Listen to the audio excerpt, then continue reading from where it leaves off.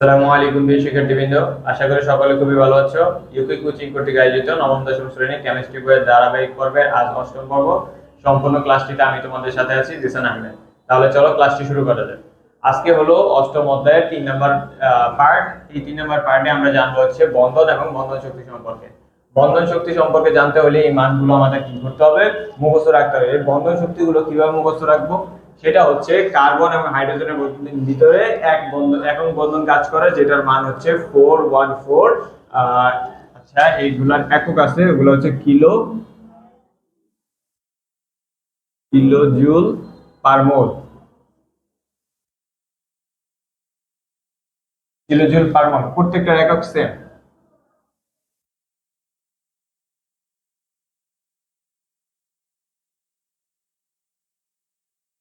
আশা করি এগুলো নিয়ে কোনো প্রবলেম থাকার কথা না। এগুলো হচ্ছে একক কিলো জুল পার মোল। ওকে,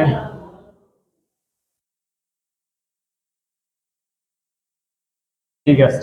এখন আমরা দেখি এখানে কার্বন এবং হাইড্রোজেনের ভিতরে সিঙ্গেল বন্ড বিদ্যমান, এই কারণে এটার মান হচ্ছে 414। এই মানগুলো আমাদের মুখস্থ রাখতে হবে। এই মানগুলো মুখস্থ না রাখলে আমরা ডেলিচ এর ম্যাথ করতে পারবো না। আর যদি ডেলিচ এর ম্যাথ করতে না পারি, তাহলে আমরা এটা তাপ উৎপাদী বিক্রিয়া নাকি তাপহারী বিক্রিয়া করতে পারবো না। তাহলে এই অধ্যায়ের ভিতরে আমাদের কি করতে হবে, এই মানগুলো মুখস্থ রাখতে হবে। এখন যদি আমি বলি কার্বন এবং হাইড্রোজেনের ভিতরে যে সিঙ্গেল বন্ড থাকে, এটার মান হচ্ছে কত। এখন কার্বন এবং হাইড্রোজেনের ভিতরে সিঙ্গেল বন্ড কেন, কারণ হাইড্রোজেনের সর্বোচ্চ হাত আছে। আমরা এখানে যদি 11 নম্বর চ্যাপ্টারে গেলে এই হাতগুলো মানে কার্বন এবং হাইড্রোজেনের হাত সম্পর্কে আরো ডিটেলসে জানতে পারবো। মানে ওইখানে আমাদের কার্বন এবং হাইড্রোজেন নিয়ে আমাদের সকল ধরনের কাজ ওইখানে জানতে পারবো। কিন্তু এখন আমরা এখান থেকে যদি জানি হাইড্রোজেনের একটি হাত এবং কার্বনের 4টি হাত, এই 4টি হাতের ভিতরে হাইড্রোজেন কি করে, যেহেতু একটি হাত, এই কারণে কার্বনের সাথে একটি হাত দখল করে যুক্ত হয়। এই কারণে এটাকে বলা, এটার মান হচ্ছে 414। তারপর হচ্ছে কার্বন এবং ক্লোরিন 326। আর কার্বন হচ্ছে কার্বন কার্বন দুই ধরনের বন্ধন হয়। দুই ধরনের, তিন ধরনের হইতে পারে কার্বন কার্বন তিন বন্ধন। যেমন এখানে দেওয়া আছে carbon carbon single bond, carbon carbon double bond, carbon carbon triple bond. Okay, single বন্ডের ভিতরে মান কত হবে 344, আর ডাবল বন্ডের হবে 615, আর ট্রিপল বন্ডের হবে 812। কথা বুঝতে পারছি? আচ্ছা, তারপর কি আছে নাইট্রোজেন নাইট্রোজেন ট্রিপল বন্ড, যেটা হচ্ছে 946। Bromine bromine single bond 193। Oxygen single bond সেটা কত হচ্ছে 143। হাইড্রোজেন এবং ক্লোরিন যদি বন্ধন করে, কি কারণে হাইড্রোজেনের একটি হাত এবং ক্লোরিনের একটি হাত, এই কারণে এটা বন্ধন শক্তি কত হবে 431। হাইড্রোজেন এবং আয়োডিনের হচ্ছে 499, সরি 299। তারপর হচ্ছে কার্বন এবং অক্সিজেন। এখন কার্বনের হচ্ছে বললাম সর্বোচ্চ 4টি হাত, আর অক্সিজেনের কয়টি, অক্সিজেনের হচ্ছে 2টি, এই কারণে ওদের ভিতরে ডাবল বন্ড তৈরি হয়েছে। এখন এটার কত হলো 724। এভাবে আমাদের এখানে আরো আছে কয়েকটা, এই কয়েকটার ভিতরেই আমাদের সবসময় রিপিট হয়। এই কারণে আমরা যদি এগুলো সবগুলো মুখস্থ রাখতে পারি, তাহলে আমরা ম্যাথ করতে পারবো। এছাড়াও আমাদের পরীক্ষার হলে এগুলোর মান দেওয়া থাকতে পারে, আর যদি না দেওয়া থাকে এই কারণে আমাদের এগুলো মুখস্থ করতে হয়। আর যদি দেওয়া থাকে তাহলে আমরা ওইখান থেকে দেখেই করতে পারবো, ওইটা নিয়ে আমাদের কোনো প্রবলেম নেই। তাহলে এখানে আছে নাইট্রোজেন এবং হাইড্রোজেনের 931, অক্সিজেন এবং হাইড্রোজেনের হচ্ছে 464। অক্সিজেন ডাবল বন্ড যদি হয়, এখানে অক্সিজেন অক্সিজেন সিঙ্গেল বন্ড দেখলাম, অক্সিজেন অক্সিজেন এখানে সিঙ্গেল বন্ড দেখলাম, আর এই যে অক্সিজেন অক্সিজেন এখানে double bond. Oxygen triple bond তৈরি করতে পারে না, কারণ অক্সিজেনের সর্বোচ্চ হাতই হচ্ছে 2টি। এখানে সিঙ্গেল বন্ড হইতে পারে, ডাবল বন্ড হইতে পারে। এখন ডাবল বন্ডের ভিতরে সিঙ্গেল বন্ড কত হচ্ছে 143, আর ডাবল বন্ড 494 98। আর কার্বন কার্বন তো এটা বললাম। ক্লোরিন ক্লোরিন ক্লোরিন একটা, এই কারণে ওদের দুইটার ক্লোরিনের ভিতরে একটা একটা করে বন্ধন তৈরি হবে, সিঙ্গেল বন্ড, এই কারণে 244। আয়োডিনের ভিতরে 151। হাইড্রোজেন হাইড্রোজেন বললাম কি, হাইড্রোজেন আর ক্লোরিন এই দুটো কিন্তু সেম, একটি করে হাত থাকে, এই কারণে এদের ভিতরে বন্ধনও একটি করে হয়। ওকে, হাইড্রোজেন হাইড্রোজেন হচ্ছে 436। হাইড্রোজেন ব্রোমিন হচ্ছে 366। হাইড্রোজেন এবং ফ্লোরিন হচ্ছে 563। কার্বন এবং অক্সিজেন হচ্ছে 350। এই যে যৌগ মানে এই যে বন্ধনগুলো আছে, বন্ধনগুলোর সাথে হলো বন্ধন শক্তি। বিশেষ করে এই অধ্যায়ে আমাদের বন্ধন শক্তিগুলো জানতে হবে। এই বন্ধন শক্তিগুলো জানতে পারি আমাদের কি কাজে আসবে। ওকে, চলো আমরা এই সেগুলো দেখি যে এই বন্ধন শক্তি দ্বারা আমরা কি করতে পারি।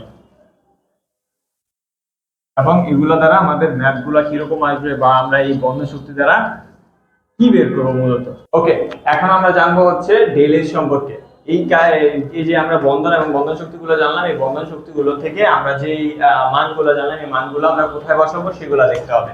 এখন আমরা যদি বলি ডেল এইচ, ডেল এইচ মানে হলো ডেল মানে পরিবর্তন, এইচ মানে হচ্ছে এখানে আমাদের বিক্রিয়ার ভিতরে যে কি বলে শক্তিগুলো উৎপন্ন হয় সেই শক্তিগুলোর পরিবর্তন। এখন শক্তিগুলোর পরিবর্তন কি? বিক্রিয়ক সমূহের বন্ধন ভাঙার মোট শক্তি মাইনাস উৎপাদন সমূহের বন্ধন গড়ার জন্য নির্গত শক্তি,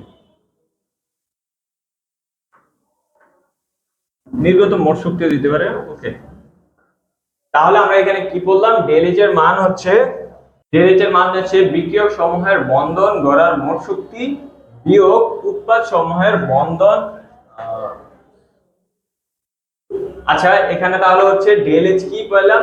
বিক্রিয়ক সমূহের বন্ধন গড়ার মোট শক্তি, বন্ধন ভাঙার মোট শক্তি এবং উৎপাদ সমূহ বন্ধন গড়ার অথবা বন্ধন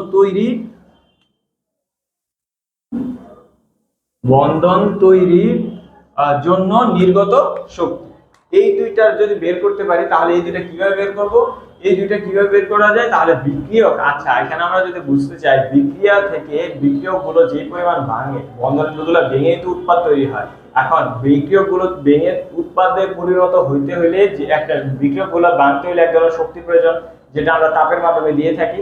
এবং এছাড়াও তো ওইখানে উৎপন্ন হওয়ার ফলে এক ধরনের নতুন বন্ধন গঠিত হইতে হলে এক ধরনের শক্তির প্রয়োজন। এই দুইটা শক্তির বিয়োগ ফলে হচ্ছে ডেল এইচ। আর এই ডেল এইচ দ্বারা আমরা দুইটা জিনিস জানতে পারি, তা হচ্ছে বিক্রিয়াটি কি তাপ উৎপাদী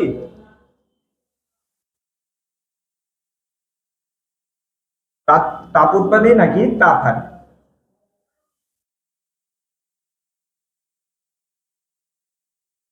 এই দুইটা বুঝতে পারি। এখন এই দুইটা কিভাবে বুঝতে পারি? যে তাপ উৎপাদী বিক্রিয়ার ক্ষেত্রে ডেল এইচ এর মান মাইনাস, আর তাপ হারি বিক্রিয়ার ক্ষেত্রে ডেল এইচ এর মান প্লাস।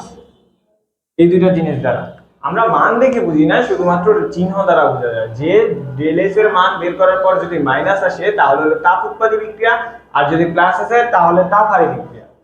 তাহলে কি আমরা সম্পূর্ণ ক্লাসে আজকে যে জিনিসগুলো করাইলাম, যেটা হচ্ছে আমাদের বন্ধন এবং বন্ধন শক্তি, এই মানগুলো আমরা মুখস্থ করার চেষ্টা করব। আর হচ্ছে ডেল এইচ এর যে সূত্রটা, এই সূত্রটা মনে রাখবো। সাথে ডেল এইচ এর সূত্র দ্বারা আমি যে দুটো জিনিস বের করতে পারি এগুলো মনে রাখবো। তাহলে আজকে ক্লাস এই পর্যন্ত। সকলে পরবর্তী ক্লাস পর্যন্ত ভালো থাকো। আল্লাহ হাফেজ।